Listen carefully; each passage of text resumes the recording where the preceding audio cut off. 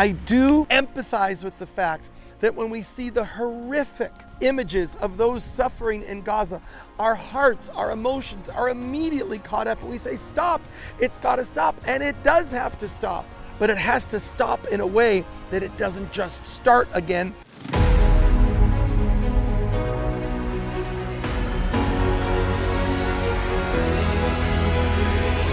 This is Bishop Robert Stearns coming to you for this week's Israel Frontline Update from Jerusalem, from the city of Jerusalem. Where am I? I'm standing in front of Yad Vashem. What is Yad Vashem? It is the Global Holocaust Remembrance Center.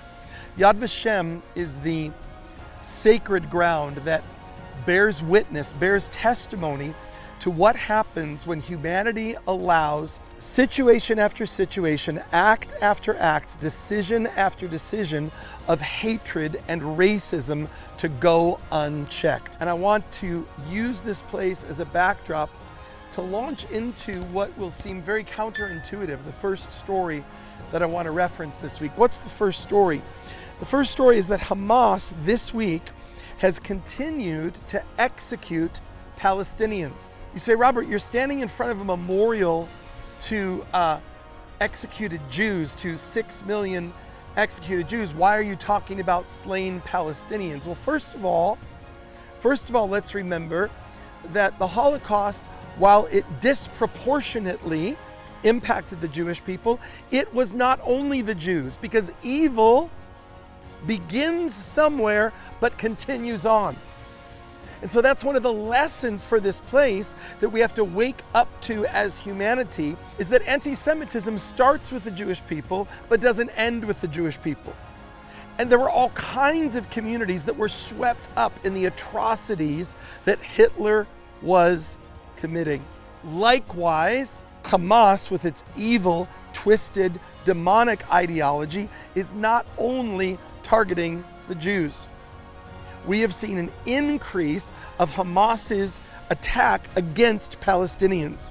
Hamas publicly executed 3 more Palestinians this week who were simply accused of collaborating with Israel. Hamas said that these executions are aimed to send a clear message and serve as a deterrent to anyone tempted to collaborate with the occupation. You know, the issue of this memorial behind me is that unparalleled evil never just announces itself and the results happen automatically. No, it is this situation and that situation and this attack and that attack, and it grows and it grows and it snowballs and it mushrooms, and all of a sudden humanity goes, oh my God, it's terrible. But no one had the moral clarity to speak out when it was in its smaller phases.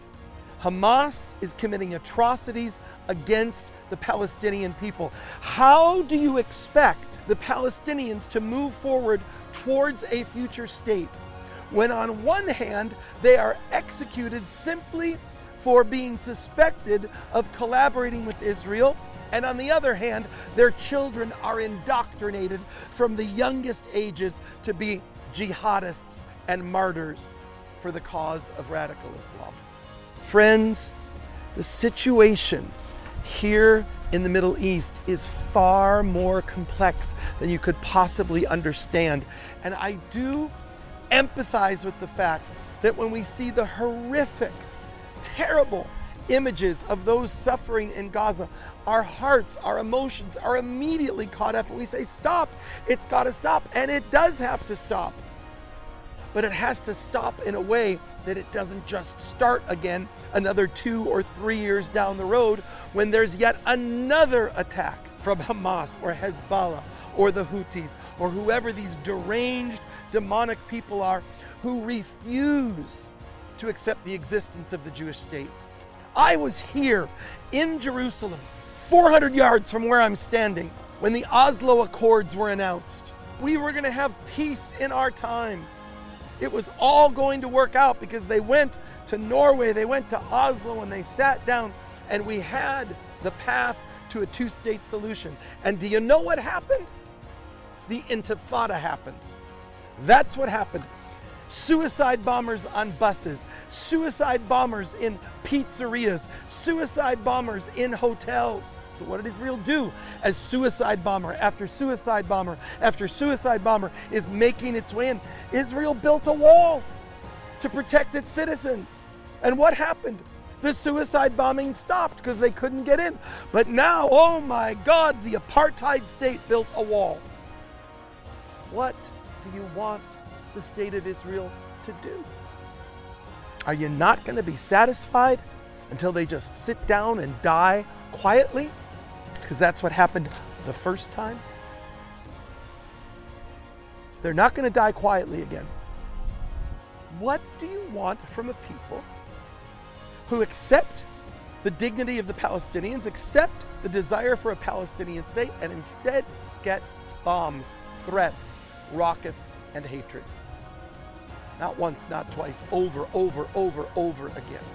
The world is very attuned to standing up against horrible things. Oh, that's terrible. Of course, we're not about all of that tragedy, but the world is terrible at stopping and looking at the fact that all of these small pieces pave the way for great disasters.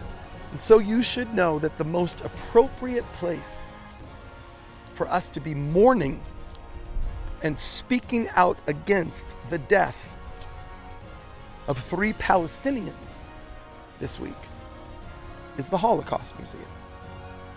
Because the spirit of hatred comes not against the Jews only.